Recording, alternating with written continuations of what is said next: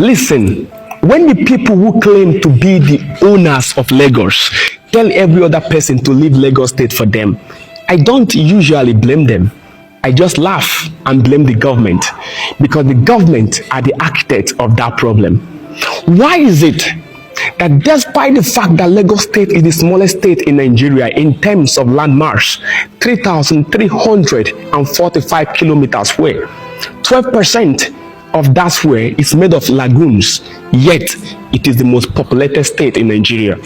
Why is it that despite the fact that Lagos State, in a manner of speaking, is not the richest state in Nigeria in terms of natural resources, generates the highest revenue in the country per annum? Why? I will tell you. It is because the government of the day, through Machiavellian manipulation and gumbo diplomacy, handicapped every other region in the country in order to favor Lagos State. They handicapped every other region to make Lagos State attractive at the detriment of every other region. The government is aware that a particular ethnic group in the country are predominantly known to be businessmen, and business is useless without import and export. So at the end of the day, they shut down all the seaports closer to them so that at the end of the day, you will go down to Lagos State and do account. It is like walking in another region and going in another region to submit. That is it. Because in elementary economics, we were taught that nearest to seaports facilitate nearest to companies and industries so that you can generate revenue for the people. Because closeness to the seaports will lead to export of what has already been produced and import of raw materials needed for production. That is why Lagos State is overcrowded, despite the fact that it is the most smallest state in the country. The government of the day shut down all the seaports in the country so that they can make Lagos State attractive. Who are you deceiving? Listen, why was the capital of Nigeria moved from Lagos State to Abuja in 1991 by Ibrahim Badamasi Babangida? Because Babangida was scared of his life. After Gideon Okra carried out an abortive coup d'etat, he moved it to Abuja. But listen, the administrative headquarters was moved to Abuja, but what generated money for Lagos was not moved. Now, Calabar was the capital of the British Protectorate between 1893 to 1906. Calabar had a seaport. Calabar had a landmass ×3 of Lagos State. But yet, they moved that administrative headquarters from Calabar to Lagos State. Why? The reason is this: because Calabar happens to be in a region that they did not want to be the commercial hub and the commercial nave of the nation. So it cannot be there. They moved it. Because Calabar had everything. It had a seaport, it had a landmass, it had a food production, but yet they moved it.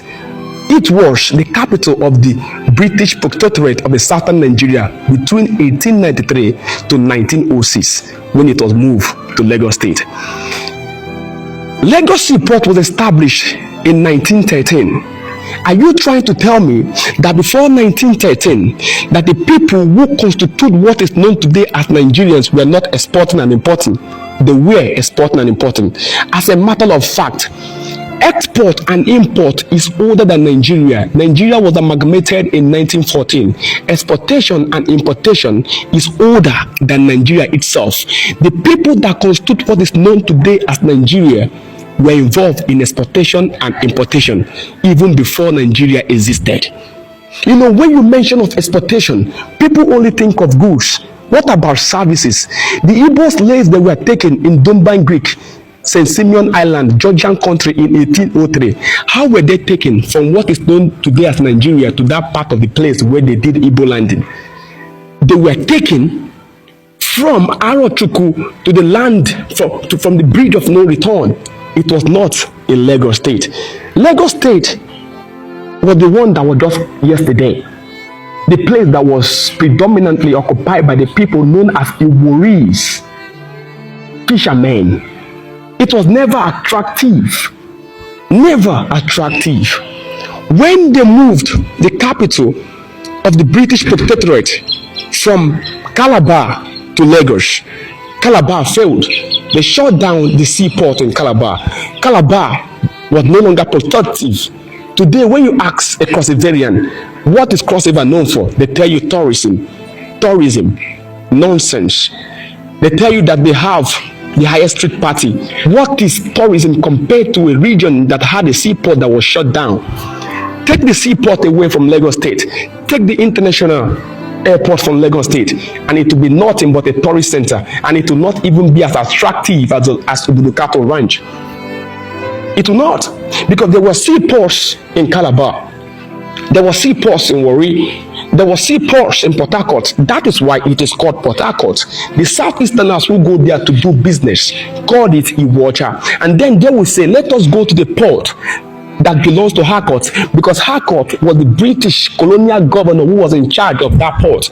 That is why it's called Port Harcourt. That is why I frown at people when they call it PH. You call it Port Harcourt to remind the people that it is a port that is there.